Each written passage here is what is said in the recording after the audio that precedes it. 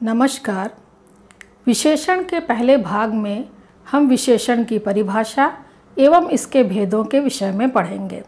तो सबसे पहले विशेषण की परिभाषा। विशेषण संज्ञा या सर्वनाम की विशेषता बताने वाले शब्दों को विशेषण कहते हैं। जिस शब्द की विशेषता बताई जाती है उसे विशेष्य कहते हैं। अर्थात जो शब्द विशेषता बताता है वह विशेषण और जिसकी विशेषता बताई जाती है वह शब्द विशेष्य होता है। उदाहरण के लिए तेज घोड़ा, कम चीनी, सुंदर गुलाब, 5 आम। पहले उदाहरण में आप देखें तो घोड़े की विशेषता है कि वह तेज है, तो तेज विशेषण है। चीनी कम है, गुलाब सुंदर है और आमों की संख्या 5 है। तेज, कम, सुंदर और 5 ये सभी विशेषण हैं और वहीं घोड़ा, चीनी, गुलाब और आम ये शब्द विशेष्य हैं। विशेषण के 4 भेद हैं। पहला भेद गुणवाचक विशेषण। जिस विशेषण शब्द से संज्ञा या सर्वनाम के गुण, दोष, अवस्था, रंग, आकार, स्वाद, दिशा या फिर देश काल का बोध हो उसे गुणवाचक विशेषण कहते हैं। एक एक करके हम उदाहरण देखें। गुण अच्छा, सरल, सुंदर।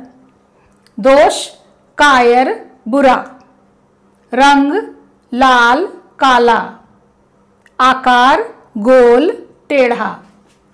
अवस्था रोगी, अमीर।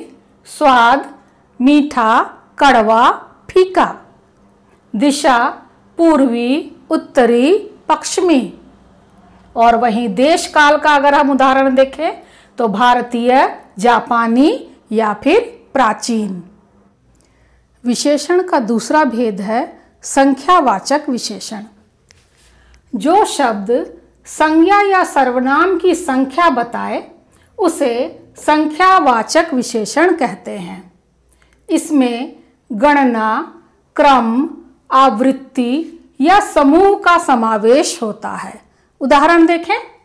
गणना अर्थात गिनती 1, 2, 10, 50। समूह दोनों, सैकड़ों, हजारों। क्रम पहला, दूसरा, 10वां। और आवृत्ति अर्थात दोहराव, दुगुना, चौगुना, 1000 गुना। विशेषण का तीसरा भेद है परिमाणवाचक विशेषण। परिमाण का अर्थ होता है मात्रा। नाप तौल या मात्रा संबंधी विशेषता बताने वाले शब्द को परिमाणवाचक विशेषण कहते हैं। जैसे 4 मीटर कपड़ा, थोड़ी सी चीनी, 1 लीटर दूध। 4 मीटर, थोड़ी और 1 लीटर ये सभी विशेष्य की मात्रा या नापतौल बता रहे हैं, इसीलिए ये परिमाणवाचक विशेषण है। अब यह मात्रा है वो निश्चित भी हो सकती है और अनिश्चित भी हो सकती है। तो इस आधार पर इसके पुनः 2 भेद हैं। पहला है निश्चित परिमाणवाचक विशेषण। जैसे 1 किलो सेब, यह मात्रा बिल्कुल निश्चित है। 5 लीटर पानी। वहीं अनिश्चित परिमाणवाचक विशेषण में थोड़ी चीनी, अधिक धन, कुछ चावल। यहां अगर आप देखें तो चीनी की मात्रा स्पष्ट नहीं है, धन भी पता नहीं है कि कितना है और चावल की मात्रा भी स्पष्ट नहीं है, इसीलिए यह अनिश्चित परिमाणवाचक विशेषण है। विशेषण का चौथा भेद है सार्वनामिक या संकेतवाचक विशेषण। जब कोई सर्वनाम संज्ञा की ओर संकेत करे तो उसे सार्वनामिक या संकेतवाचक विशेषण कहते हैं। जैसे यह पुस्तक उपयोगी है। वह लड़का परिश्रमी है। यहाँ यह और वह मूल रूप से ये दोनों शब्द सर्वनाम हैं, लेकिन इस वाक्य में पुस्तक के आगे आकर यह शब्द पुस्तक की ओर संकेत कर रहा है, वहीं लड़का के आगे आकर वह शब्द लड़के की ओर संकेत कर रहा है। इसीलिए यह और वह सार्वनामिक या संकेतवाचक विशेषण है। सार्वनामिक विशेषण एवं सर्वनाम में अंतर। कभी कभी एक ही शब्द वाक्य विन्यास के अनुसार सर्वनाम होते हैं तो कहीं विशेषण होते हैं।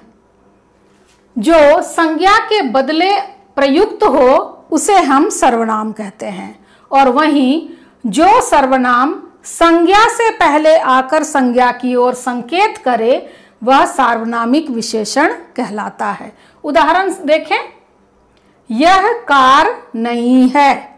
यहाँ यह शब्द कार की ओर संकेत कर रहा है, इसीलिए यह सार्वनामिक या संकेतवाचक विशेषण है।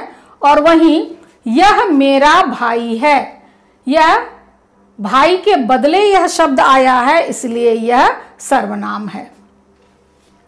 इसके साथ ही साथ हम प्रविशेषण को भी जान लें। प्रविशेषण विशेषण की विशेषता बताने वाले शब्दों को प्रविशेषण कहा जाता है।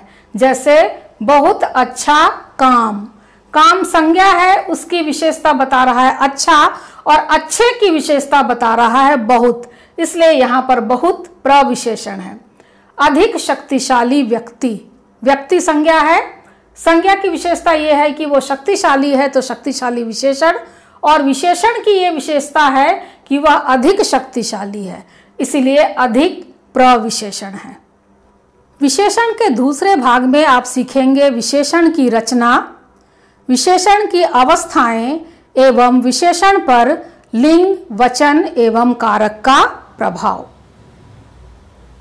तब तक इंतजार कीजिए, चैनल को सब्सक्राइब कीजिए और बेल आइकन को दबाना मत भूलिए। धन्यवाद।